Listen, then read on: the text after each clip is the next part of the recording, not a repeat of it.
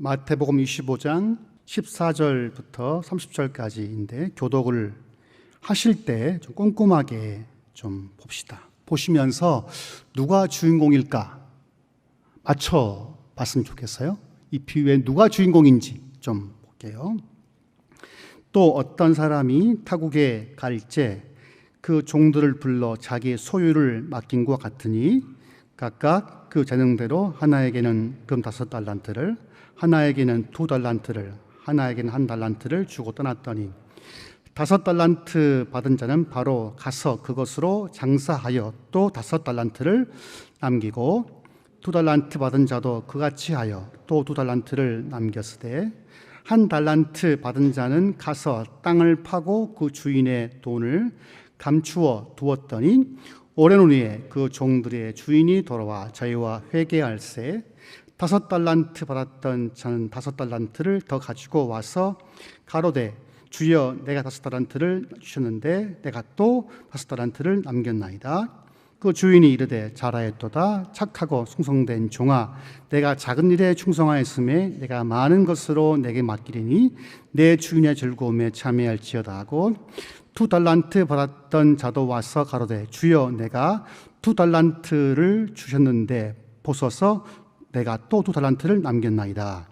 그 주인이 이르되 잘하였도다 착하고 충성된 종아 내가 작은 일에 충성하였음에 내가 많은 것으로 내게 맡기리니 내 주인의 즐거움에 참여할지어다 하고 1달란트 받았던 자도 와서 가로되 주여 당신은 굳은 사람이라 심지 않는 데서 거두고 해치지 않는 데서 모으는 줄을 내가 알았으므로 무서워하여 나가서 당신의 달란트를 땅에 감추어 두었었나이다. 보소서 당신의 것을 받으셨나이다.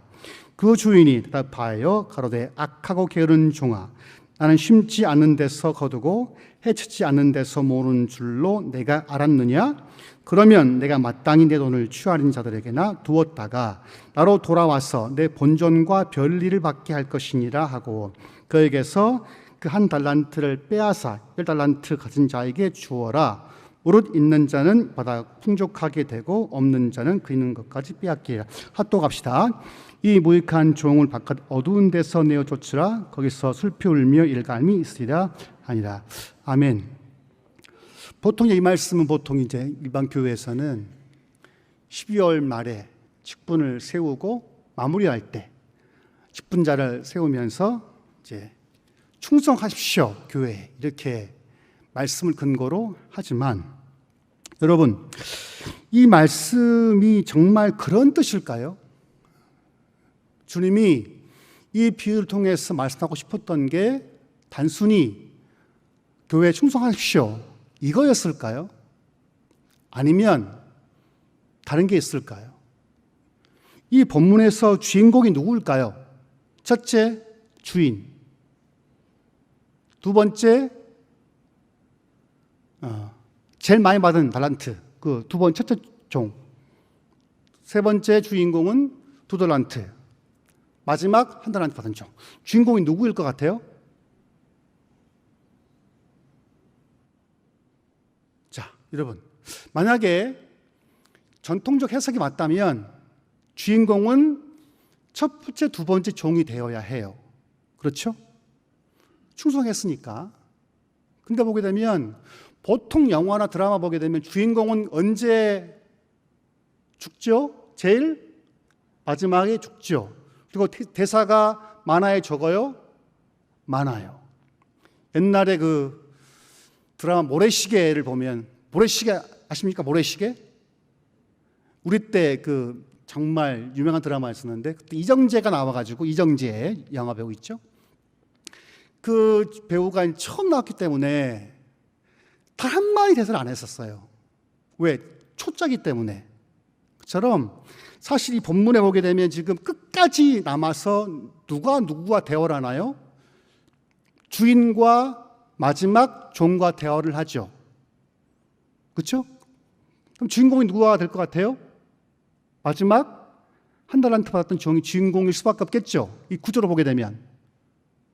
동의하십니까? 아닌 것 같아요?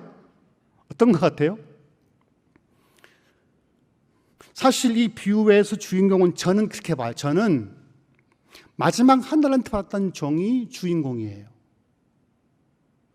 즉, 첫 번째, 두 번째 종, 즉 열심히 일해서 2배 남긴 종들이 주인공이 아니라 한 달란트 받았던 종, 그 달란트 땅에 묻어버렸던 종, 주인을 향해서 원망하면서 당신은 굳은 사람이라, 당신은 심자는 데서 거들려 하고 해치다, 시켰다, 뿌리는 거죠.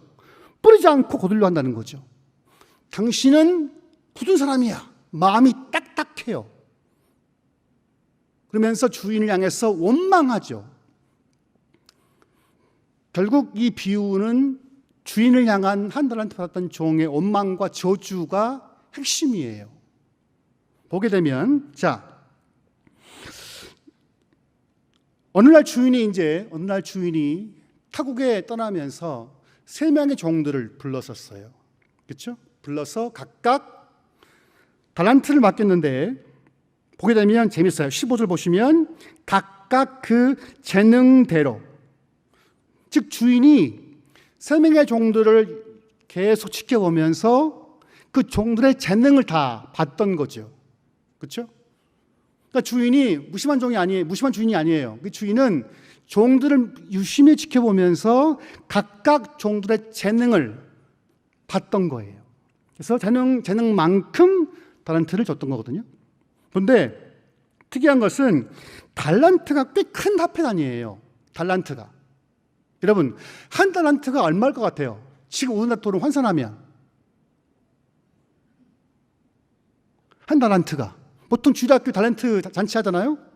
이렇게 하면 안 돼요. 사실 달란트는요, 이 당시에 6천 드라크마예요.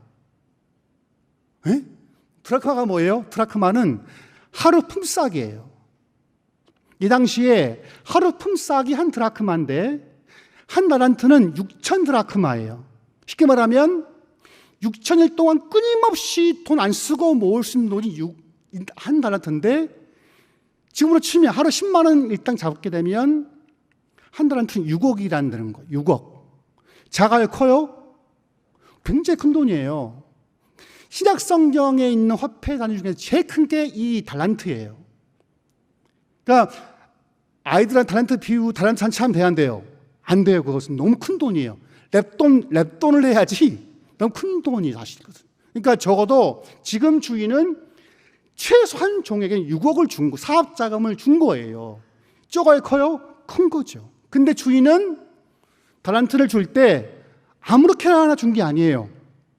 15절 말씀, 각각 그 재능대로 준 거예요. 그러니까 주인은 자기의 종들을 충분히 살펴보고 할 수 있는 만큼만 준 거예요. 근데 주인이 좀 얄궂어서 달란트를 줄 때 특이해요. 보통 우리가 올림픽 때 상을 줄 때는 순서가 금은동, 동은금. 어떤 게 맞아요? 동은금 이렇게 주잖아요. 그죠? 그래서 동상, 은상, 금상. 지금 이 주인은 특이해요. 첫 번째 부른 종에게 제일 많이 준 거죠. 5달란트를 준 거. 약 30억을 준 거예요. 사업 자금을. 사패봐? 신뢰한 거죠. 그러면 이제 두 번째 종은 기대하겠죠? 난 좀 많이 줄래나? 나보다? 저 종보다? 근데 두 번째 종에게는 얼마로 줬습니까? 딱 절반을 준 거죠. 2달란트를 12억을 준 거죠. 그래서 마지막 종은 어떤 마음이 있을 것 같아요? 마지막 종은 더 많이 줄래나? 적게 줄래나? 생각해 보세요. 다 주인을 사모하고 주인을 앙망하는데 내 앞에 종은 5개를 줬어요. 그 다음 종은 2개를 줬어요. 그러면 마지막 종은 주인에게 어떤 마음이 있을 것 같아요? 더 많이 주겠다? 적게 주겠다? 어떤 마음? 더 작게 주지 않을까? 한 거죠. 근데 진짜로 마지막 종의 마음의 기대처럼 주인은 이 종을 향해서 하나밖에 안 줬던 거예요. 그러면 마지막 종의 마음은 어땠을 것 같아요? 1번, 너무너무 좋았다. 2번, 나를 무시했어? 기분 나빴다. 1번, 2번. 2번이죠. 1번이에요? 2번이죠. 그렇죠? 똑같은 종의 신분인데 왜 누구는 많이 주고 나는 네가밖에 안 주는 거야? 라고 아마도 추측해보면 이 마지막 종은 마음이 상했던 것 같아요. 그래서 어떻게 했냐면 18절, 한 달란트 받은 자는 가서 땅을 파고 그 주인의 돈을 감추어 두었더니, 장사한 게 아니에요. 게으른 게 아니에요. 보통 설교할 때 이렇게 말하죠. 악하고 게으른 종은 게을렀다고 하지만 게으른 게 아니에요. 이 종은요, 아예 사업 자체를 안 한 거예요. 그렇죠? 그러니까 두 종은 열심히 일했지만 마지막 종은 게을렀던 게 아니에요. 아예 그냥 받자마자 땅에 묻어버린 거예요. 왜 그랬을까요? 왜 마지막 종은 주인 주신 그 6억 정도의 돈을 왜 땅에 감추어 버렸을까요? 아마 이 종은 이런 마음이 있었던 것 같아요. 나를 뭘로 보고 이거밖에 안 줬을까 하고 하면서 주인을 향해서 아마 분노했던 것 같아요. 그러니까 이 종은 주인을 향해서 나를 무시했다는 그 열패감, 열등감이 있었던 것 같아요. 거기가 어디에 나오냐면요, 보시면 25장 24절인데, 자, 한 달란트 받았던 자도 와서 가로되 주여 당신은 굳은 사람이라 심지 않은 데서 거두고 해치지 않은 데서 모으는 줄을 내가 알았으므로 했다 이거예요. 그러니까 긴 세월 동안 이 종은요, 주인을 묵상했던 거예요. 즉 주인이 어떤 주인이었는지를 깊이 묵상하면서 내가 알았다 이거예요. 헬라어가 오이다인데 이 오이다는요, 단 지적인 알미 아니에요. 깊은 경험을 통해서 체험된 지식이 헬라어 오이다예요. 종은 지금 주인을 계속 몇 년 동안 묵상하면서 답을 얻었는데, 답이 뭐냐면 당신은 굳은 사람이라예요. 굳다 이죠. 즉 딱딱해서 바늘을 찔러도 피 한 방울 안 난 사람을 봤던 거예요. 즉 마지막 종은 주인을 향해서 어떤 마음 품는, 당신은 악덕 기업주예요 이거죠. 당신은 즉 심지 않은 데다 거두려고 그래요. 그럼 돼야 안 돼요? 안 되죠. 적어도 농구면 심어야죠. 심고 물도 주고 비료도 주고. 근데 지금 이 마지막 종이 주인을 묵상할 때 그 주인은요, 어떤 주인이었냐면 심지 않고 거두려고 해요. 그럼 돼야 안 돼요? 안 되죠. 또 해치다, 스캐터예요. 스캐터. 이렇게 뿌리는 거지. 이렇게 뿌리지도 않고 해치지도 않고 모으려고 그래요. 즉 본인이 심지도 않고 뿌리지도 않으면서 거들려 한다는 거예요. 즉 마지막 종인 주인을 묵상하기, 주인은 악덕 기업주인 거예요. 왜? 그 주인을 묵상해 보니까 그 주인이 나쁜 놈인 거죠. 열정페이도만 주고, 오늘날을 비유하면 열정페이, 한 달에 열심히 일해도 10만 원, 20만 원 주고 부려먹는, 그렇게 악덕 기업주로 봤던 거예요. 이 마지막 종은요. 즉 이 종은 지금 주인을 향해서 말할 때 기분이 좋았겠어요? 원망스러웠겠어요? 여러분, 지금 이 말할 때 마지막 종의 얼굴은 어떤 모습이었을 것 같아요? 분노로 침했을 것 같아요. 분노 차면서 당신은 굳은 사람입니다. 왜? 내가 생각해 보니까 당신은 심지 않고 거두려고 그러고 해치지 않고 모으려고 그래요. 내가 그를 알았으므로 두려워하여 나가서 당신의 달란트를 땅에 감추어 두었나이다. 보소서 당신의 것을 봐주셨나이다. 즉 마지막 종은요, 주인을 향해서 분노하고 있어요. 비록 얼굴을 볼 수 없지만 딱 보게 되면 이 말 안에는, 그 안에는 주인을 향한 그 저주스러운 말이 들어있는 거죠. 왜 그렇다면 마지막 종은 이렇게 주인을 향해서 분노하고 악한 마음을 품었을까요? 제가 볼 때는 이거예요. 비교 의식인 거예요. 마지막 종은 두 종에 비해서 자신이 무시당했다는 열패감 때문에 주인을 미워했던 것 같아요. 비교 의식. 비교 의식. 그럴 때 많죠. 보통 집사님들은 남편의 직업을 비교해 안 해요? 다른 집사님과 대화할 때 해요, 안 해요? 하죠. 남편 월급이 얼마야? 어떤 직장이야? 우리 아들 무슨 대학 들어갔어? 제가 정말 화날 때가 그런 때예요. 목사님들이 저 포함해서 꼭 설교를 나와서 집안 사랑할 때 난 정말 싫어요.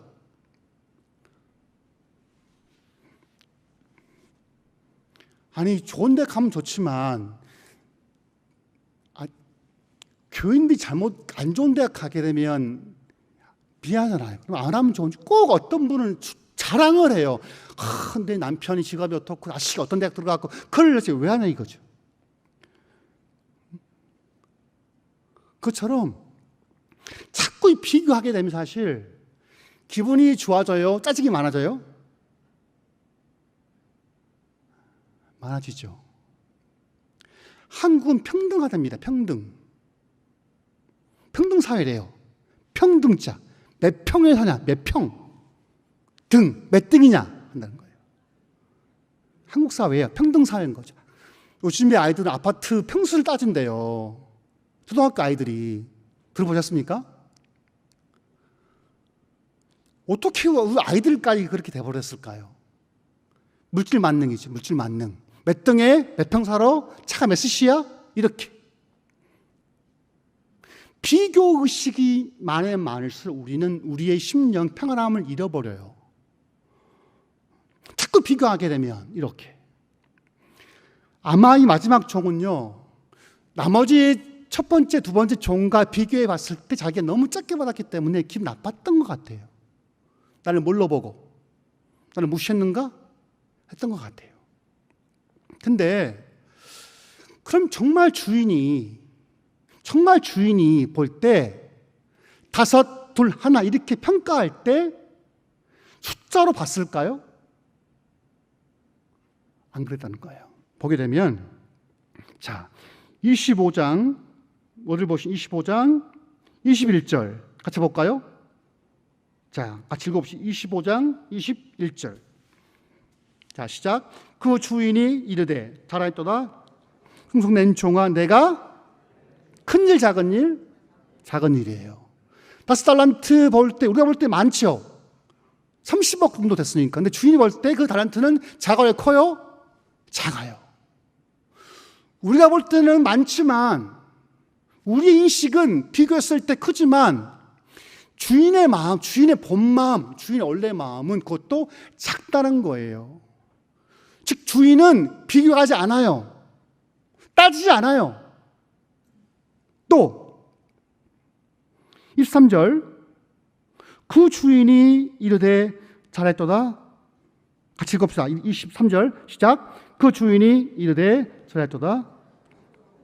내가 작은 일에 큰일 작은 일 그러니까 우리 주인이 볼 때는요, 주인이 볼 때는 5, 2, 1가 상대 평가를 하지 않아요. 이 주인은 지금 자기 종을 평가하고 인정할 때 숫자의 물량에 따라서 평가하지 않는다는 거예요. 우리는 그렇지 않죠. 우리는 더 좋은 집, 더 좋은 차, 넓은 집, 좋은 학교, 나은 원봉 상대적으로 비교하지만 지금 이 주인은 그렇게 보지 않고 다 작은 일이라는 거예요.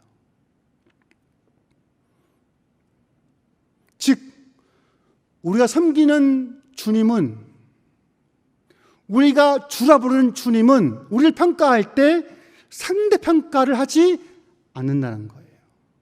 여러분, 주님이 우리 교회를 보실 때 누가 일을 제일 많이 한다고 생각하셔요? 여러분들 보실 때? 목사, 전도사, 장로, 안수집사, 평신도 누가? 여러분들 마음 가운데 누가 제일 일 많이 해요? 있죠. 답이 있죠. 그죠? 자꾸 우리는 평가한다는 거예요. 비교해서. 저분 전도 참 많이 하시는 나는 왜 못하지? 그런 비교 의식 있죠. 왜 나는 이렇게 못할까? 막 답답함, 열패감. 근데요, 주인은 특이한 게 준 만큼 딱 2배만 남기면 오케이예요. 2배. 일반 기업에서는요, 한 사람 고용할 때 몇 배를 요구할 것 같아요? 수익을 10배를 요구해요. 즉 월급 300이면 3천만 원치를 일을 해야 돼요. 그 한 사람이, 사원이. 그래야 월급 주고 나머지 이익 가지고 투자도 하고 연구개발을 하는 거거든요. 근데 우리 주인은요, 너무 착해서 10배가 아니라 2배만 남기면 주님은 오케이라는 거예요. 이건 주님은 좋아요, 안 좋아요? 좋죠. 일반 기업주는, 일반 사람들은 한 사람을 뽑을 때 10배를 뽑아내서 10분의 1만 주지만 우리 주님은 준 만큼만 딱 2배만 남기면 주님은 오케이라는 거예요. 근데 이상하게도 말했지만 한국 교회는 자꾸 이 말씀을 이렇게 인용하는 거죠. 여러분 교회에 충성하십시오. 열심히 하십시오. 하나님의 뜻입니다. 하지만 이 비유 가운데 주님이 말씀하고 싶은 그 뜻은 그게 아니었던 거예요. 여러분, 저는 개인적으로 이 마지막 종의 마음이 이해가 돼요. 마음이 충분히 이해가 돼요. 자신이 평가할 때 달란트가 적었다고 한 사람들은 하나님 향해 원망할 수 있죠. 여러분들 몇 번째 종 같아요? 여러분들 지금 이 3명의 종 중에서 어떤 것 같아요? 저는요, 제가 이 말씀을 좀 묵상하면서 그럼 나는 어느 종이었을까 고민을 해봤었어요. 나는 그럼 얼마 받았을까? 달란트 얼마 받았을까 싶으면 저는 하나 받았던 것 같아요. 1달란트. 저는 어릴 때부터 체력이 참 약했었어요. 체력이. 등치 보게 되면 체력이 갈 것 같아요? 제가?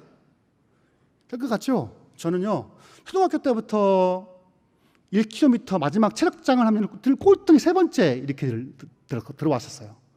우리 초등학교 때 체력 검정할 때부터 보게 되면 단거리는 빠른데 꼭 1km를 뛰게 되면 꼴찌에 3번, 4번째 저는 그렇게 들어왔었어요. 아, 체력이 네가 약한가 보다. 그 생각. 그리고 축구를 제가 잘할까요, 못할까요? 축구를. 1번 잘한다. 2번 개발이다. 2번. 네, 개발이에요. 제가 3주 전에 청장선교 수련회를 가서 족구를 했었어요. 오랜만에 족구를 했는데, 그때 한 이제 우리 같은 상대편 멤버가 저한테 목사님 개발이시네요. 개발이시네요. 그래서 근데 개발은 맞는데 기분 좋지를 않았었어요. 그래서 이제 제가 끝난 다음에 이제 어떤 분이 목사님 우리 족구팀 만들어요. 좋아요. 그랬더니 이름 뭐로 할 거예요? 재개발팀 이렇게. 네. 제가 개발이에요. 축구를 정말 못해요. 그러니까 어릴 때 축구 잘하면 인기가 많은데 저는 축구를 참 못했어요. 그리고 체력도 너무 약해서 늘 꼴찌를 다투었고요. 또 공부를 잘했을 것 같아요? 못했을 것 같아요? 1번 잘했다. 2번 못했다. 못했다? 못했어요. 제가 어릴 때 공부가 너무너무 싫었어요. 어릴 때. 그래서 저는 학교를 가려면 이 산을 넘어가야 되는 건데 산을 넘어가야 되는데 산을 안 넘어가요. 산에서 놀아요. 가서 가다가 거기에 놀이터가 있었는데 가다가 모여서 이제 학교 안 가는 거죠. 거기서 이제 안두콩도 구워 먹기도 하고 그때 때로는 학교를 갔는데 가기 싫어. 그러면 이제 초등학교 옆에 보게 되면 보리밭에 숨어 있어요. 이렇게 숨어 있으면 이제 누님이 이제 저를 불러요. 근데 내가 이제 가서 가고 바라쓰기 남아서 쓰고 있고 이렇게. 너무 어려워. 그때 토끼가 난 너무 쓰기가 어려워. 토끼. 왜 이렇게 헷갈려, 이 토끼가 그때 어린 마음에. 그래서 난 남아서 무릎 꿇고 이렇게 막 복도에서 쓰고 있고, 그러다가 내가 이제 6학년 때 담임선생님 만나가지고 공부를 하게 됐어요. 재밌게. 그때 공부를 좀 하게 돼서 공부를 좀 잘했죠. 잘해서 좀 좋은 학교를 갔었어요. 고등학교를 시험 봐서 갔는데 저희 때는 이제 대입 시험을 봤었죠. 정기 후기 이렇게. 근데 정기에 떨어졌을까요? 붙었을까요? 떨어졌죠. 기분 좋게 떨어졌죠. 후기를 봤어요. 후기를. 떨어졌을까요? 합격했을까요? 떨어졌어요. 그때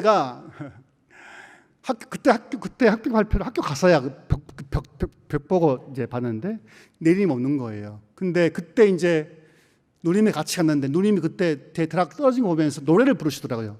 참 아름다워라. 그 눈이 왔을 때 주님의 속으로 저 왜 불러 저걸 진짜 내 떨어지지 마음 울고 있는데. 그러니까 그때 정기 후기 떨어지면 많이 울었죠. 근데 막상 이제 대학을 가야 되는데 정기 후기 떨어지면 이제 어디를 가는 거예요? 그 당시에는 전문대를 가는 거예요. 전문대를. 그러니까 상상도 안 했던 대학이었던 거죠. 제 상상도 안 했던 대학을 갈 수밖에 없었죠. 그래서 그때 군포에 집에 있었는데 군포에 가까운 대학이 대림전문대가 있었거든요. 거기를 갔어요. 정말 하나님 상했지만 갔어요. 근데 그 대학을 밝히기가 너무나 창피했던 거예요. 제 입장에서는 전문대 자체가 난 너무 컴플렉스였어요. 침대 전에 꿈을 꿔요. 지금도 고3 때 꿈을. 얼마나 그 악몽했는지 꿈을 꿔요. 얼마나 괴로웠으면. 그리고 제가 이제 전문대를 졸업하고 편입해서 학위를 따고 대학원을 가고 박사 과정을 공부했지만 난 늘 컴플렉스는 전문대생이다. 이게 있는 거예요, 저는. 그리고 우리 부모님은요, 너무나 가난했었어요. 일남 육녀의 제가 아들인데 어머니가 딸 아들을 낳은 거예요. 근데 보니까 우리 엄마 아빠가 땅이 한 평도 없는 거예요. 어릴 때는 몰랐죠. 어릴 때는 엄마 아빠 따라서 밭 다 갔지만 탁이 저희 땅에 내놨거든요. 근데 나이 먹어보니까 우리 땅에 아무것도 없는 거예요. 다 남의 땅이었던 거예요. 그러니까 우리 어머니 아버지는 7남매를 키울 때 남의 땅을 지었던 거예요. 내가 몰랐지만 딱 알고 보니까 땅 있는 것은 딱 우리 집 100평도 안 돼요. 시골집에서 다 했었어요. 가난, 못 배움, 불안불식한 우리 어머니 아버지, 가난, 전문대라는 건 컴플렉스. 또 앞에서 말을 하면 말을 잘 못해요. 제가 지금 말 잘합니까? 못합니까? 못해요. 발음이 정확하지가 않아요. 이게. 그러니까 저는 사실 딱 보게 되면 목사하기에 정말 안 좋은 사람인 거예요. 발음도 안 좋아. 체력도 없어. 학벌도 안 좋아. 힘도 없어. 못하는 데서 이렇게 아무것도 없는 저 같은 경우는. 딱 저는 이 종이에요. 주님 왜 내게 말 주시면 안 됐을까요? 저희 좋은 부모 주시면 좋은 데 갔을 텐데 나에게 왜 나는 주님 이것밖에 안 주셨습니까? 왜 나는 이것밖에 안 주셨어요?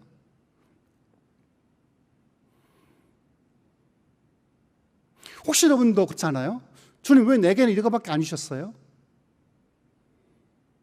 왜 나에게는 더 많이 주시지 왜 이것밖에 안 주셨어요?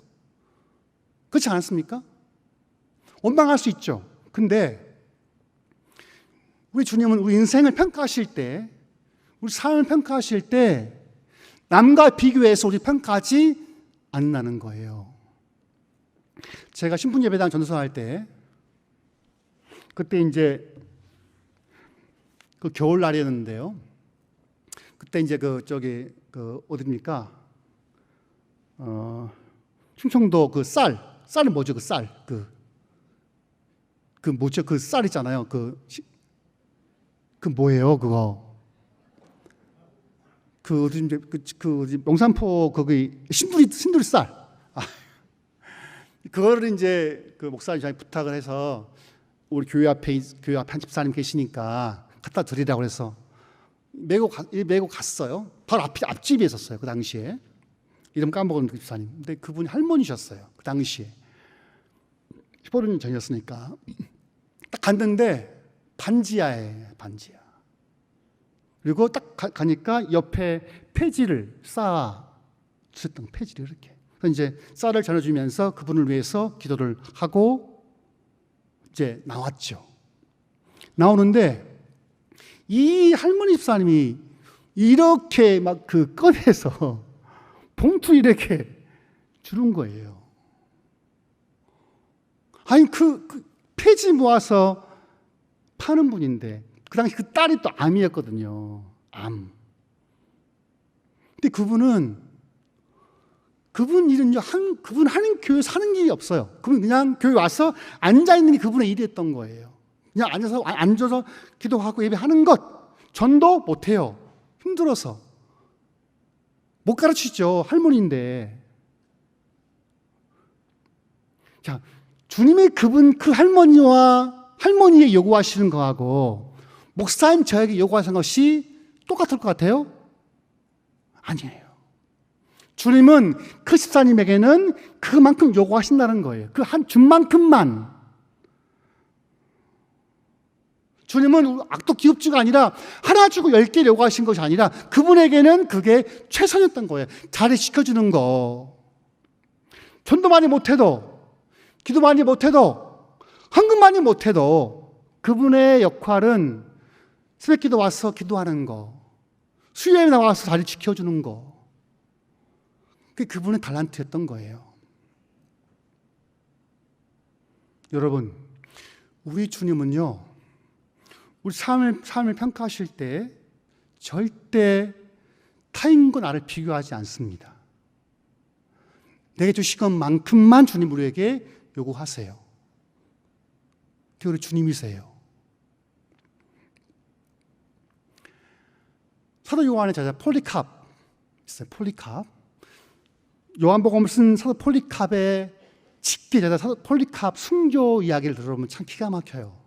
이 사람이 86세 때 화양에 순교를 합니다. 그분이. 그런데 그 당시에 이제 황제가 묻죠. 폴리캅에게, 폴리캅, 당신 너무 나이가 많기 때문에 화양 버틸 수 없을 것이다. 한 번만 부인해라. 이렇게 말을 해요. 폴리캅이 뭐라고 대답했는지 아십니까? 이렇게 말을 해요.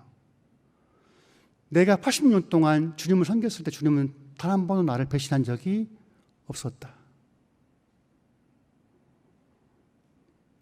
우리 주님은 내가 못났을 때도, 내가 넘어질 때도, 내가 시험 들었을 때도 주님은 우리와 함께 하신 거예요. 우리 삶을 그대로 보시는 거예요. 남과 비교하지 않고, 직분 따라 평가하지 않고, 지금 내 모습 이대로 그 삶을 받으시는 게 우리 주님이시라는 거예요. 우리 주님은요, 절대 하나 주고 3개 요구하지 않습니다. 하나 줬으면 하나만 요구하면 되는 거예요. 좋은 주님이신 거예요. 우리 주님은요. 이런 주님을 위해서 우리 목숨 드리는 것이 아깝습니까? 아깝지 않죠. 못난 모습 그대로를 받아주시는 주님, 그 주님을 섬기면 끝까지 살아가십시다. 기도합시다.